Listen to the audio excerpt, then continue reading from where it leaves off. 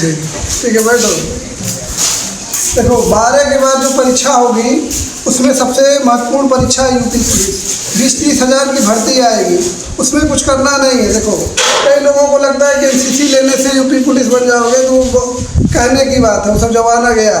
पहले क्या होता था, जो लोग एनसीसी लेते थे पहले आर्मी में डायरेक्ट भर्ती होती थी। तो डायरेक्ट भर्ती में क्या होता था, दौड़ होता था, रस्सा कूद होता था, जंप होता था। तो ये सब चीज़ें एनसीसी में सिखाई जाती हैं। तो लोग एनसीसी लेते थे, फिर बिना एग्ज़ाम का होता था, उसमें दिमाग लगाने की ज़रूरत नहीं, बॉडी बना लिए, खूब बढ़िया दौड़ लिए, तो वो लोग हो जाते थे। तो इसीलिए एनसीसी का महत्व ज़्यादा था। अभी भी लोग उसी ढर्रे पे हैं, पढ़ाई पे कम ध्यान देंगे, एनसीसी पे ज़्यादा ध्यान दोगे तो एनसीसी का नंबर कहीं जुड़ता नहीं है, कहीं पे नंबर की छूट नहीं मिलेगी, एग्ज़ाम अपने निकालना पड़ेगा। तो यूपी पुलिस हो गया, एक बड़ी परीक्षा हो गई, ठीक है। दूसरी परीक्षा हो गई तुम्हारा जीडी, एसएससी जीडी। इसका नाम सुने हो कोई लड़के? जनरल ड्यूटी बोलते हैं इसको। ये भी सिपाही होते हैं, लेकिन ये किस में होंगे? पैरामिलिट्री में। पैरामिलिट्री क्या होती है? वो सैनिक नहीं होते हैं, वो आर्मी नहीं है, अर्ध सैनिक बल होते हैं। जैसे नाम सुने होंगे एसएसबी, फिर बीएसएफ, ये सब नाम सुने हो? तो 6 होता है, ठीक है, बाद में बताएंगे फिर विस्तार से। तो जो बीएसएफ की भर्ती होती है, एसएसबी की भर्ती होती है, उसके लिए एक फॉर्म आता है एसएससी जीडी का। कक्षा 12 पास कर लोगे तो ये फॉर्म भर सकते हो, ठीक है। और भरने के बाद क्या करना भी बताते हैं। एक और महत्वपूर्ण परीक्षा होती है लेखपाल, ठीक है, लेखपाल। और एक तुम्हारे गांव में होते हैं सेक्रेटरी, जानते हो? वो उसको बोलते हैं वीडीओ। ये लगभग दोनों परीक्षाएं एक प्रकार की हैं, वीडीओ बोलते हैं, ठीक है, विलेज डेवलपमेंट ऑफिसर, ठीक। तो ये दो मतलब एक साथ हो गए। अब देखो, एक जैसे एसएससी जीडी है, ऐसे ही आर्मी में जीडी आती है। और जैसे ये बीएसएफ एसएसबी में जाओगे तो इसमें जो है तुमको सिपाही की भर्ती मिलेगी। जब आर्मी में जाना है तो उसके लिए आ गया तुम्हारा अग्निवीर, ठीक है, अग्निवीर जीडी। ये भी जनरल ड्यूटी है। जनरल ड्यूटी मतलब सिपाही की भर्ती है, ठीक है। ये सब 12 पास होने के बाद हो रहा है। और ये जीडी के लिए शायद हाई स्कूल ही है, अग्निवीर के लिए। अब देखो लेखपाल और एक और एग्जाम होता है पेट। इन दोनों परीक्षाओं को देने के लिए एक अलग से परीक्षा होती है पेट। अगर ये परीक्षा नहीं निकाले रहोगे तो ये फॉर्म नहीं भर पाओगे, ठीक है। तो जब ये फॉर्म आने वाला रहता है उसके पहले एक परीक्षा आ जाती है पेट, ठीक है। अब देखो होता क्या है। अब पहले यूपी पुलिस के बारे में देख लेते हैं, फिर धीरे धीरे सबका बता देते हैं कैसे कैसे पढ़ना है। ये आज नोट नहीं करा रहे हैं, कल पूरा सिलेबस नोट करा देंगे तुम लोगों की कॉपी में। और जैसे जैसे कि पाठ पढ़ते जाना तो टिक करते जाना कि ये पाठ पढ़ लिए, ये पढ़ लिए, मैथ पढ़ लिए, रीजनिंग पढ़ लिए, ठीक है। और प्रत्येक सप्ताह टेस्ट होगा। तो जब पढ़ते जाओगे तो जब पूरा ख़त्म हो जाएगा, ये जितना लिखवाए रहेंगे कॉपी में, तो समझो तुम्हारा सिलेबस कंप्लीट हो गया। उसके बाद तुम एग्ज़ाम नहीं निकाल पा रहे हो तो तुम्हारी गलती है कि घर पे मेहनत नहीं कर रहे हो। तो फिर दूसरों से पढ़ने की ज़रूरत नहीं है, फिर खुद से पढ़ना पड़ेगा, ठीक है। तो देखो यूपी पुलिस में क्या होता है, 150 क्वेश्चन आता है। और कितने नंबर का आएगा?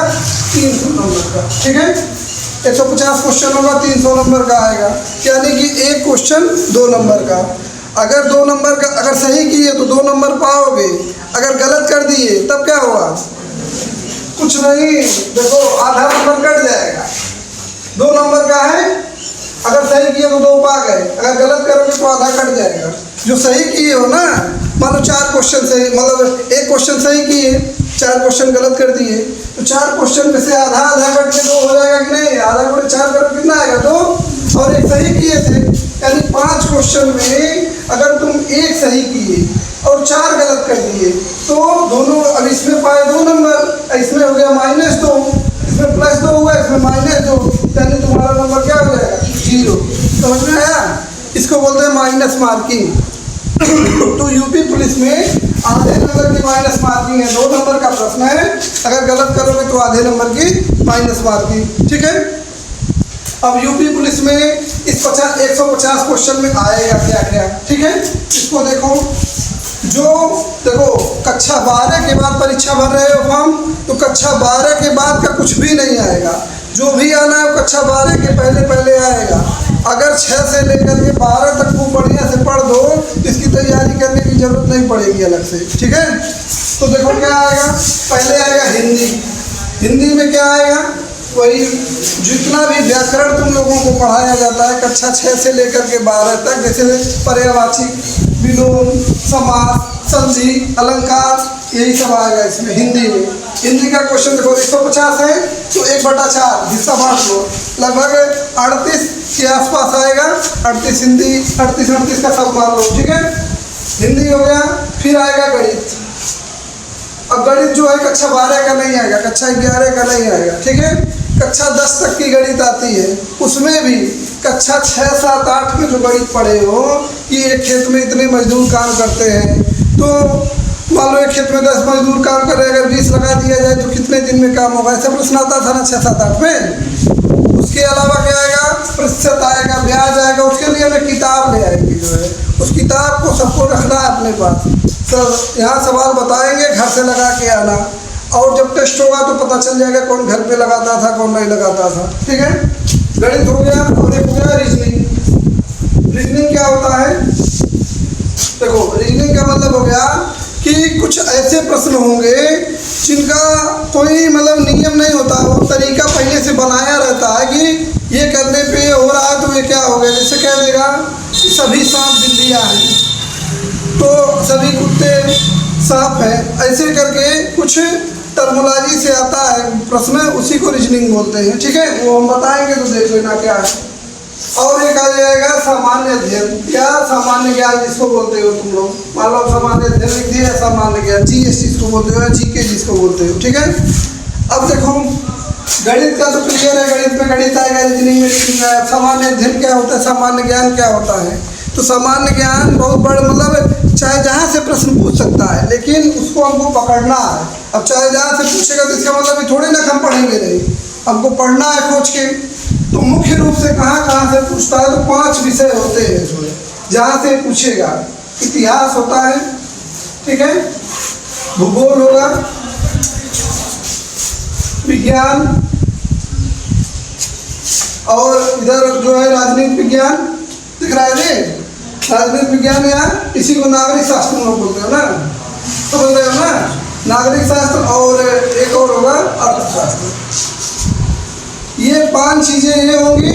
और बाकी जो करंट होता है, जो समसामयिक घटना होती है, जैसे कहीं पे हमला हो गया तो कहाँ पे हमला हुआ है, जैसे कोई खेल में पदक जीत लिया तो खेल का प्रश्न, कहीं कोई और घटना घटी, कहीं प्रधानमंत्री गए या किसी की नई नियुक्ति हुई तो उनको बोलते हैं समसामयिक घटना, जो वर्तमान में चल रही वो आता है। तो देखो इतिहास, भूगोल, नागरिक शास्त्र और अर्थशास्त्र, कक्षा 9-10 की किताब देखे ना समाज विज्ञान की, सोशल साइंस वाले, उसमें ये चारों भाग है। ध्यान से पढ़ लोगे, अगर 12 तक पढ़ लो, ये चारों विषय 6 से लेकर 12 तक एक भी प्रश्न बाहर नहीं जाएगा सिपाही का, समझ में आया। लेकिन ध्यान से पढ़ लो, पता चले पढ़ते गए जहाँ क्वेश्चन बन रहा है समझ ही नहीं पाए तो पढ़ने का तरीका भी सिखा देंगे, कैसे पता चलता है क्वेश्चन बनेगा कि नहीं बनेगा, ठीक है। और देखो विज्ञान। विज्ञान जो है कक्षा 10 तक आएगा, कक्षा 11 में विज्ञान नहीं लिए, मैथ नहीं लिए तो कोई बात नहीं। इसीलिए सामान्य ज्ञान है, मतलब सामान्य व्यक्ति को आना चाहिए। 6, 7, 8, 9, 10 लगभग सब लोग पढ़े रहते हैं, तो विज्ञान भी उसी प्रकार का रहेगा कि 10 तक पढ़ा जा सके, ठीक है। ये समझ में आया। देखो फिर से एक बार बता देते हैं, यूपी पुलिस की भर्ती में 150 प्रश्न आएंगे, 300 नंबर का होगा। एक प्रश्न 2 नंबर का होगा, अगर गलत करोगे तो माइनस आधा नंबर मिलेगा, ठीक है। अब देखो इसका सिलेबस क्या है, 4 सेक्शन से प्रश्न आएंगे। 150 प्रश्न जो है वो 4 हिस्सों में बटा रहेगा, हिंदी, गणित, रीजनिंग और सामान्य अध्ययन, ठीक है, या इसी को बोलेंगे सामान्य ज्ञान। अब देखो हिंदी में बता दिए, व्याकरण का जितना है वो पोर्शन कवर करना है। मैथ की किताब आ जाएगी, तुमको सिलेबस पूरा बता देंगे। तो मतलब 12, 16, 17 चैप्टर होते हैं उसमें, उन्हीं में से प्रश्न आएगा, बस वो प्रैक्टिस के ऊपर होता है। ऐसे ही रीजनिंग के भी 12-15 चैप्टर होंगे, वो भी बता देंगे, रीजनिंग की किताब आ जाएगी। सामान्य अध्ययन में इतिहास, भूगोल, नागरिक शास्त्र, अर्थशास्त्र और विज्ञान, कहाँ तक, कक्षा 10 तक। जो तुम्हारे पास किताब होगी वो पढ़ लेना, और एक किताब हम बता देंगे तो वहाँ से हल हो जाएगा। और प्रत्येक सप्ताह सोमवार को इसका टेस्ट होगा। वो जो टेस्ट है, क्या नाम है, एकेडमिक वाला जो टेस्ट हो रहा है तुम लोगों का कक्षा 9, 10, 11, 12 में जो पढ़ रहे हो, वो टेस्ट हर महीने होगा, लेकिन ये वाला टेस्ट हर हफ्ता होगा। ठीक है, हर सप्ताह होगा। शनिवार को रिजल्ट जारी किया जाएगा और सोमवार को टेस्ट तुम लोगों को देना है। ठीक है, जो रोज आएगा उसी को सम्मिलित किया जाएगा इसमें टेस्ट में।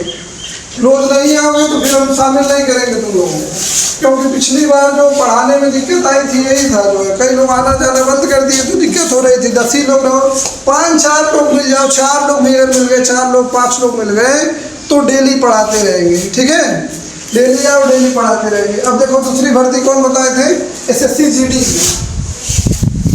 एसएससी जीडी का भी लगभग वही सिलेबस है। ठीक है, वही 4 सेक्शन से आएगा। इसमें क्या होगा, 80 प्रश्न है और 80 प्रश्न में से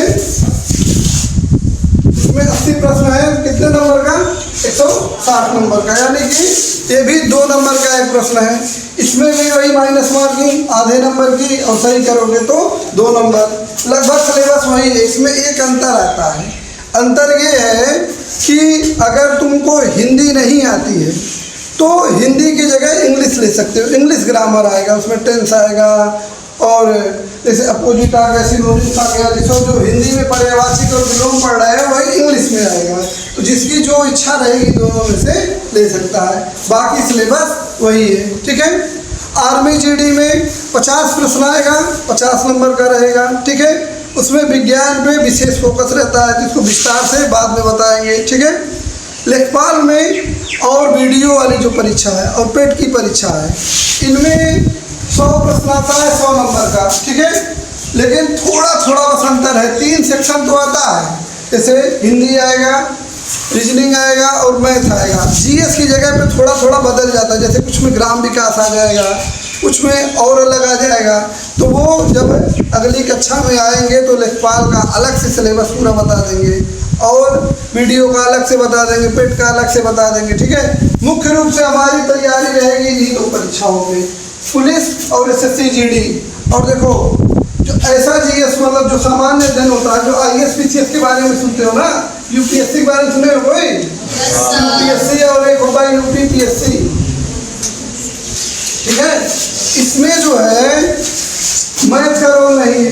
जिनको मैथ नहीं आता है डरने की जरूरत नहीं है कि मैथ नहीं है। मान लो मैथ नहीं आता है तो सिपाही और दरोगा बनने में कठिनाई है, लेकिन आईपीएस बनने में कोई बाधा नहीं आएगी। ठीक है, डिप्टी एसपी बनने में कोई बाधा नहीं आएगी। मैथ नहीं आता है, इसमें मैथ पूछता भी नहीं है, इतना कम मैथ पूछता है कि उतने में तुम पास हो जाओगे। जो है थोड़ा बहुत भी मैथ आता है तो फ्री में पूछता है, वो हो जाएगा, उसका नंबर जुड़ने वाला है नहीं।